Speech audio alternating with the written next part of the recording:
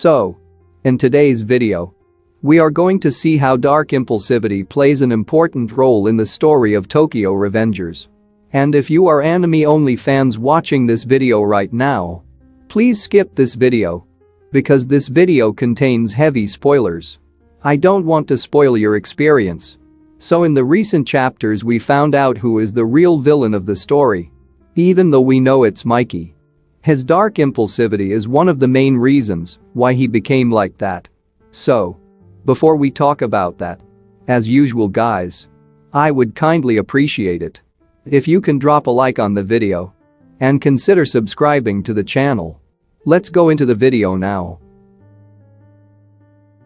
Okay, so the first mention we ever get of dark impulses comes directly from Mikey himself over the tape he gives to Takemichi, which Takemichi realizes is true because of how each timeline, more specifically the killing of Kazutora, has turned out. This makes Takemichi realize Mikey didn't lose himself because of anyone, in particular Kisaki or Izana, but instead lost himself to the dark impulses he feels inside him. Which is interesting because we now see how it affects different characters and what it's like for them. For example, we know that South killed Dino because of his own dark impulses at the age of 12 and that they made him love violence. He also tells Mikey that Mikey must understand him. So I think people who suffer from these urges are able to recognize them in others. Mikey seeing them in South. South seeing them in Mikey. Which leads me to talk briefly about Izana and Tenjku. Firstly, let's start with a comparison to Izana and South. Both at the age 12. Either ended someone's life or caused someone to take their own life. Another reminder that there exists a group of like-minded individuals near that age range who gravitated towards Izana. The S62 generation, or era of brutality, is extremely intimidating and carries an infamous name. And there's a reason behind that.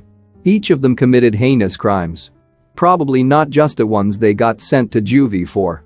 Because Muto gave his own list of what he and Izana did. Their list goes on to robbery, assault, and narcotics, as well as murder for the Hitanis. And we don't know if Izana got charged with what happened at 12. All of that roughly between the ages of 13 to 16. Remember what I said about people who have the impulses being able to recognize them in others.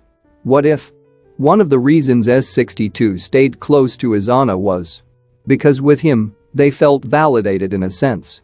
With Izana, they probably didn't feel as bad for having these impulses, especially after realizing there's like-minded individuals like them that they can connect with.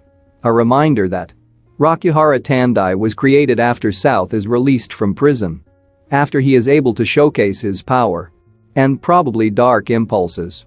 Which leads to the defeat of former Tenjku members. Going back to a possible motive for why Tenjku was created. Yes, it was created in order to destroy Mikey and Toman. However, let's think about the panel where Izana says he wants to create a place for people like he and Kikucho, those without families to go. Tenjku stayed with Izana to the end. Which makes me think, although they may have recognized his impulses, he did create a space for them that felt home. I guess I'm saying with Izana it wasn't just about the power. There had to be something more. Also, I don't think former Tenjku is fighting for South because they like him. But rather they like the violence he brings. This is from when South gives them orders. Notice how the S62 have smiles or appear amused at the situation, while Kikucho does not. I think that's because Kikucho is someone who doesn't suffer from these impulses. Remember back in Tenjku arc, Kikucho tells Izana, no matter how twisted his thoughts are, he's always worked to carry them out. But he draws the line at using a gun or any weapon for that matter. Remember he stopped Muto from using the blade against Angry. He's probably seen the violence that the S62 have caused. But that doesn't mean he understands it. In Three Deities War, he's not interested in this fight, but rather getting to Mikey for some reason. I also don't think Kikucho is following South because he likes him. But rather he's honoring the fact that he lost and has to follow him. different from how it was with Izana. And Mikey wanting to save Izana only came off to me as a brother wanting to save his brother so that neither of them would be alone. However, given the new info on dark impulses and how they can be recognized in others, that's changed for me a bit.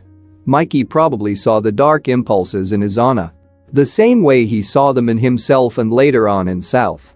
He wanted to save Izana from himself and probably try to do for Izana what Takemichi did for him. Bring light or some sort of positivity to his life. Takemichi became Mikey's comfort person or someone he could lean on. But after Tenjku vs Toman, I'm sure Mikey didn't want for himself and Takemichi to end up like Izana and Kikucho. It's after Tenjku vs Toman that I think Mikey realizes he's going to lose to them himself. Izana states he can't be saved, there's no way to do it. Nothing could have changed his fate. And for Mikey, that was probably a daunting fact to have to accept. Especially after Takemichi tells him about every future in which Mikey himself is the villain. I think that the night Mikey disbanded Toman was also the night that realization became solidified. Mikey is unfortunately someone who can't be saved.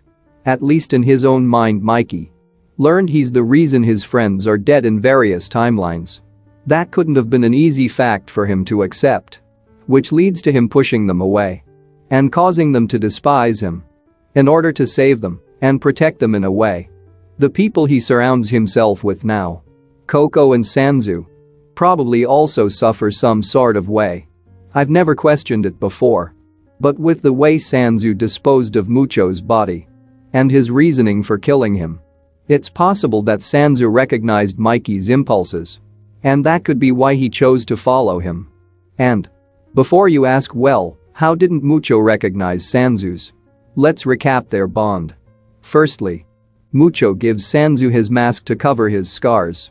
The scars we don't know the origin of. Let's say the scars are self-inflicted or come from a source or anger and hatred and violence.